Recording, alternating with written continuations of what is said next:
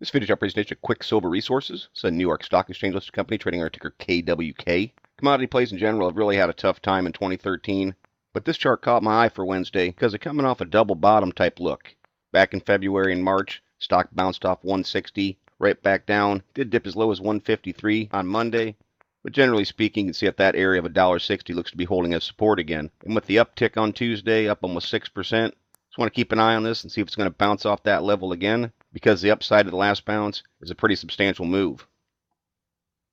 Getting little hints the MACD is starting to curl. Perhaps another bullish cross is coming. See that by the histogram bars slowly ticking back towards zero. Overall, I think it's kind of important as well because of this upward channel in the MACD. At this point, it's still a nice look for this double bottom to hold, for this trend to rotate, change direction again, and for some bullishness to come into the chart. First time around, pretty tight PPO ADX pinch.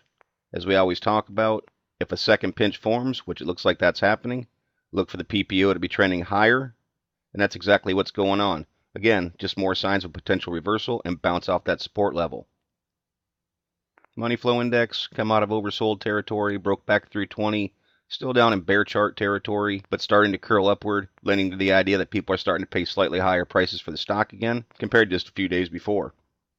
Accumulation distribution moving upward over the last few days. In a little bit longer term, see the Chaikin money flow is still trying to move back towards zero. In the red says that selling pressure is still outweighing buying pressure over the last 20 periods, but compared to previous dips, that selling and buying pressure is equalizing. CCI about to break through negative 100. Bottom feeders use that as a buy point, so hold unless it breaks back down through 100. Full stow coming out of oversold territory. Both components now registering above 20. Very early signs of some momentum building. And the tricks, because it's a lagging indicator, just don't get much of a read from that on bottom plays. RSIs, it's a gauge of momentum, similar to the full stow.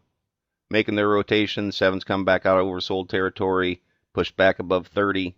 Ultimately, I want to see it over top of 50. That shows bullish momentum, but starting to make a move in the right direction. So we're getting pretty decent signs from the indicators that this bottom support may indeed hold again. If it doesn't, I see a close below that. For me, it would probably just be a walk away from it.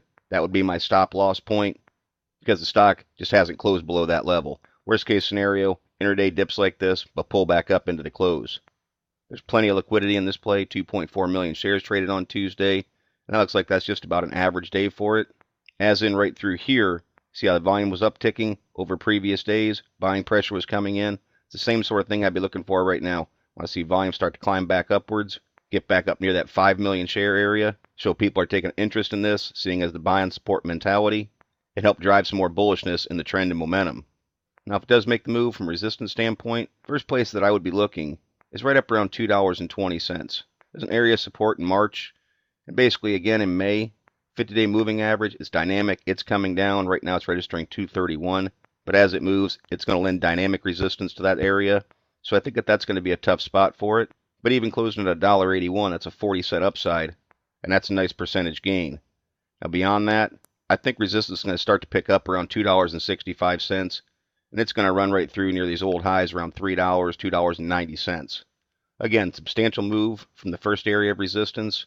At that point, it'll be challenging the 200-day moving average, which is always a strong source of dynamic resistance, and ultimately a key point for any chart trying to move above the 200-day as well as the 50-day. So I'd suspect, once again, that that area is going to be pretty tough as well.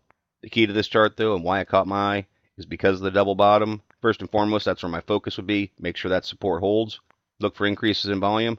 Then see how it reacts if it can move up near $2.20. Those are the type of things that I'd be looking for in the KWK chart. But as always, it's merely my interpretation. Thank you for watching. Trade smart.